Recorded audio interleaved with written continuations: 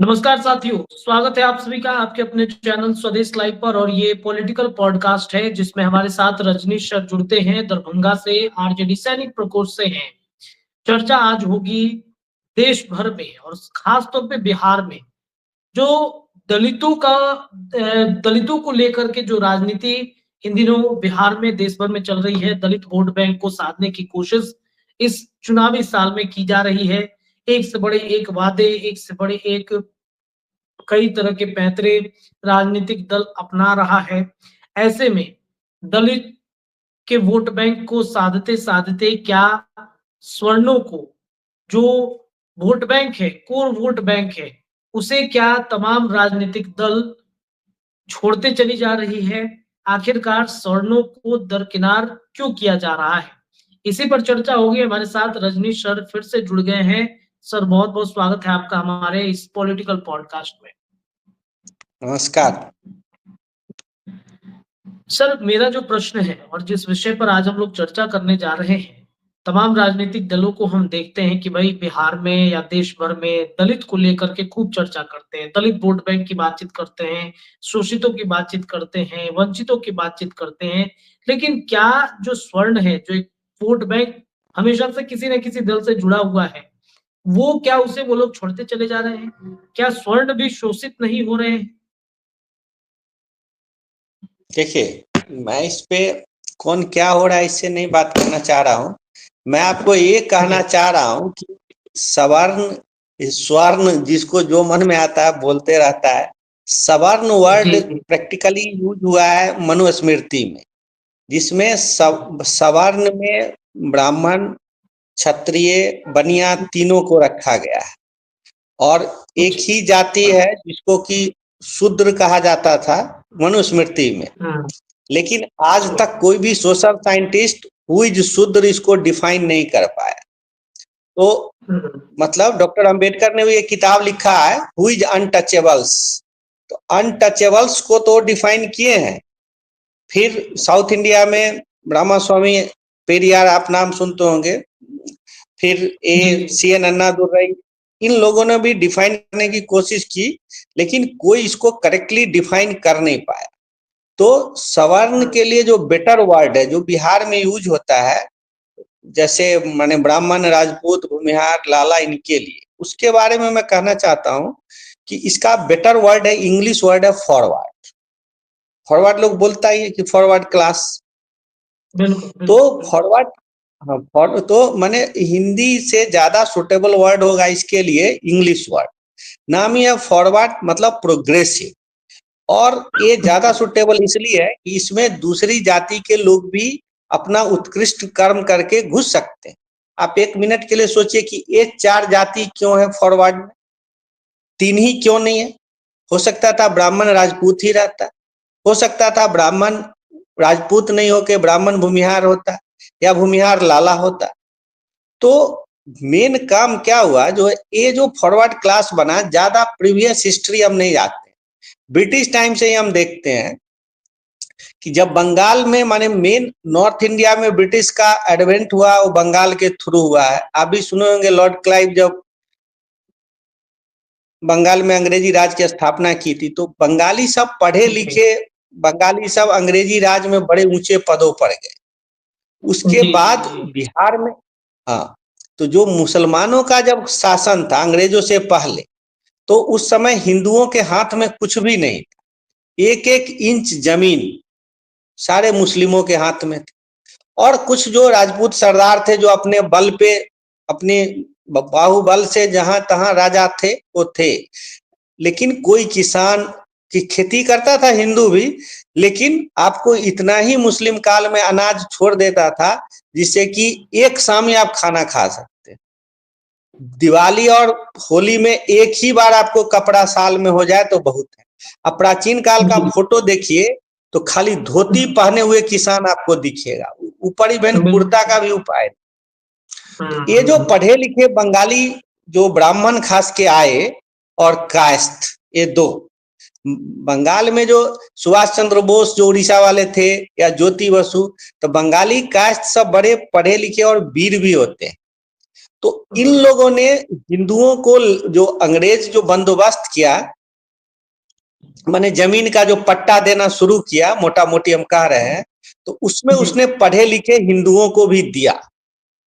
और जिसने और थोड़ा ब्राह्मण तो सब दिन से पढ़े लिखे, पढ़ने लिखने में उसको पढ़ना ही आता ही है, लड़ाई तो कर नहीं सकता था। तो ये जो नया ग्रुप था, ये अंग्रेजी शिक्षा को पकड़ा, इसने पढ़ा, और उससे इन लोग जमीन जो अंग्रेज ने पट्टे पर दिया, उससे फिर पूरे हिंदू समाज का ही कल्याण हुआ। ऐसा नहीं हुआ जैसे कि पहले तो माने मुस्लिम रूल ही था, सारे हिंदुओं की दुर्गति थी। लेकिन जब अंग्रेजी राज में हिंदुओं माने हिंदू जमींदार बना, तो मुस्लिम जमींदार को हिंदू रिप्लेस कर दिया। तो अब कम से कम पहले से हिंदू के सारे जातियों का कल्याण होना शुरू हो गया। तो इसलिए सवर्णों का, जिसको आप सवर्ण कहते हैं, समाज में एक दबदबा कायम हुआ। एक कानून में, पुलिस में, थाने में, दरोगा लेवल तक ही सही, बड़े बड़े पोस्ट तो अंग्रेज अपने पास ही रखते थे, जिसको आज IAS IPS कहते हैं। बाद में सुभाष चंद्र बोस ICS बने थे, 4th रैंक का, तो ये बाद में हुआ। तो ये समाज में जो सवर्णों ने अपने को नया नया, माने एक तरह से, एक किताब में मैं पढ़ा था, आश्रय दाता जातियां बन गई लोगों मतलब को, अपग्रेड किया खुद सब। को। हाँ, और अपग्रेड ऐसा किया जिससे कि दूसरों को भी लाभ होना शुरू हुआ। जैसे मान लीजिए आज कोई कंपनी खुलता, कोई फैक्ट्री खोले, तो उससे जो लोग उसके कंपनी में काम करते हैं, तो सब उसको मानते हैं कि नहीं मानते। आज टाटा का इन्फ्लुएंस है, आज जिंदल का, स्टील का इन्फ्लुएंस है, अंबानी का है, अजीम प्रेमजी जो सॉफ्टवेयर है, अडानी ग्रुप है।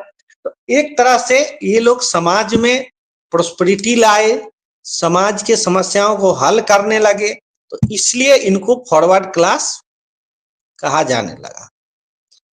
तो मतलब ये बिहार में भी, एक लेवल, जी बोलिए। बोला जाए।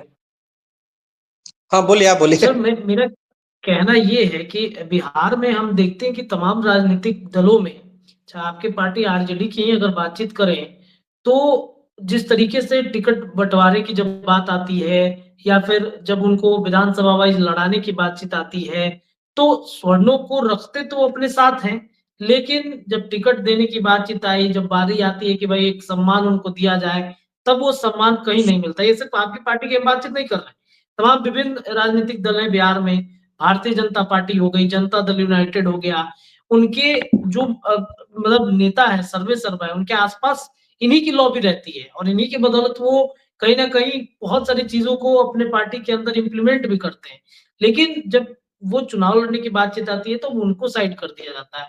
तो ये कहीं न कहीं गलती मानते हैं क्या? उनको एक उच्च पद, उच्च सम्मान मिलना चाहिए? नहीं, देखिए, आपको मतलब मैं पूरे सवर्ण जातियों पर बोल रहा हूँ कि सवर्ण जातियों से बेटर वर्ड है फॉरवर्ड क्लास, इसमें दूसरे भी लोग शामिल हो सकते हैं। ये जो बिल्कुल, जिस बिल्कुल मैं, कारण से आप फॉरवर्ड बने थे, उस कारण को अपने आप में तो आपको बनाए रखना होगा। जैसे दुनिया में देखिए, जी, जी। अमेरिका के पीछे पीछे सब घूमता है, लेकिन आज चाइना अमेरिका को टक्कर दे रहा है। आर्टिफिशियल इंटेलिजेंस में आपने लेटेस्ट सुना होगा, उसने अमेरिका का बैकबोन ही तोड़ दिया है। एक ही रात में 600 बिलियन का लॉस करा दिया है एनवीडिया कंपनी का, बैटरी में जो इलेक्ट्रिकल व्हीकल्स है। तो सवर्णों को समाज में जो अभी प्रॉब्लम है, जैसे रोजगार देना है, जैसे किंग महिंद्रा का फार्मा कंपनी था, RK सिन्हा है जो सिक्योरिटी कंपनी चलाते हैं। तो आज जो नॉलेज का सोर्स है, आज जो ज्ञान का सोर्स है, उसमें बिहार के सब, अब मैंने इक्का दुक्का को मैं नहीं कहूंगा, बहुत लोग अमेरिका में भी हैं, मैं भी जानता हूँ, मेरे जान पहचान के भी बहुत लोग सवर्ण समाज से हैं, अमेरिका में हैं, चाहे बड़े बड़े वकील है या बड़े पोस्ट पर आसीन, लेकिन उनसे समाज को क्या लाभ हो रहा है ये नहीं दिख रहा। अगर सवर्णों का जो एक आभा मंडल बना था, डॉक्टर, उसमें सब पढ़े लिखे बहुत ज्यादा थे। डॉक्टर राजेंद्र प्रसाद अमेरिका से पढ़ के आए थे, जयप्रकाश नारायण आपने सुना है, वो भी America, doctor Rajendra Prasad Britain में पढ़े थे, जयप्रकाश नारायण अमेरिका में पढ़े थे। जो बिहार बनवाने में SN सिन्हा का हाथ था, तो they were sir Ganesh Dutt, Sahajanand Saraswati का आपने नाम सुना, they all were highly educated and committed to the society. Society was getting benefit from them. तो आज भी जो लोग हैं, अब सवर्ण समाज के लोग अगर मेडिकल कॉलेज खोले, इंजीनियरिंग कॉलेज खोले, उस जिनके पास पैसा है, जैसे उस समय एक ठेकेदार थे बाबू लंगट सिंह, उनको पैसा हुआ तो एलएस कॉलेज खोले मुजफ्फरपुर में, जिससे बहुत माने अपनी भूमिहार जातियों को लाभ ही नहीं हुआ, सभी जातियों का लाभ हुआ। तो इस तरह से अगर वह समाज में अगर लीडर के रूप में आए, ऐसा इंजीनियरिंग कॉलेज खोले, ऐसा मेडिकल कॉलेज खुले जिसमें और दुनिया तो छोड़िए ऑल इंडिया लेवल की पढ़ाई हो, जहां कंपनियां रिक्रूटमेंट के लिए आए, समाज में जो गलती हो रही है, अदालतों में जो इतनी पेंडिंग्स है, भ्रष्टाचार है, इसके खिलाफ और राजनीतिक लाभ को छोड़ के, जैसे उसने उस समय उदाहरण पेश किया था, अंग्रेजों के विरुद्ध खड़ा हुआ था, अंग्रेजों गांधी जी को लेके आए थे चंपारण में नीलहा विद्रोह के लिए, सारे स्वतंत्रता आंदोलन के सूत्रधार सवर्ण ही थे। तो इस तरह से अब जैसे अभी 1800 करोड़ का पुल बह गया, लेकिन सवर्ण समाज के लीडर स्टैंड नहीं लिया। तो इस तरह से थोड़ा देर के लिए राजनीति छोड़ के अगर वह फिर से जिस कारण से वह सवर्ण बना था उन बातों पर अगर अमल करे तो उसकी राजनीतिक अहमियत फिर से ऑटोमेटिक बने। हिंदू समाज में जाति है, लेकिन इतना ज्यादा जातीय विरोध नहीं है जितना कहा जाता है पॉलिटिक्स के लिए। अगर आप में काबिलियत है, जिस काबिलियत से आप दूसरे को कोई बेनिफिट दे सकते हैं, तो लोग आपको इज्जत देगा, चाहे आपकी कोई भी जाति हो, मेरा यह मानना है। तो सवर्णों का जो छिजता आभा है, अब वह किसी को नर्सिंग कॉलेज खोल के नर्स ट्रेनिंग दे, तभी तो लोग कहेगा कि हाँ ठीक है आप सवर्ण है। मेडिकल कॉलेज जैसे रघुनाथ पांडे थे, मेडिकल कॉलेज खोले थे, आज भी लोगों के पास बहुत पैसा है, बहुत लोग अमेरिका में है, 500 करोड़ रुपए की प्रॉपर्टी है। आप ही लोग का यूट्यूबर है रवीश कुमार, दिन रात मोदी जी को गाली देता है, लेकिन एक आप ही लोग जैसे कोई पत्रकार को 30,000 के रुपया में रख ले, सो नहीं है। तो हमारे पास बहुत पैसा है, लेकिन उससे किसी को बेनिफिट नहीं है, तो हमारे में और एक मजदूर में कोई अंतर ही नहीं। तो ये मूल बात है, उसे अपने माने वो जो नहीं कहते अपने गर्भनाल को तलाशना पड़ेगा, तभी फिर से वो आपकी आभा बन जाए।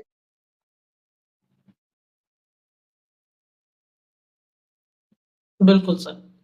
चलिए सर, बहुत बहुत शुक्रिया बातचीत करने के लिए। ऐसे ही तमाम पॉलिटिकल पॉडकास्ट दर्शकों आपके चैनल के माध्यम पर जाते रहेंगे। फिलहाल के लिए इतना ही। जुड़े रहिए स्वदेश लाइव के साथ, चैनल को सब्सक्राइब कीजिए, अपनी राय कमेंट में लिखिए। बहुत बहुत धन्यवाद। धन्यवाद।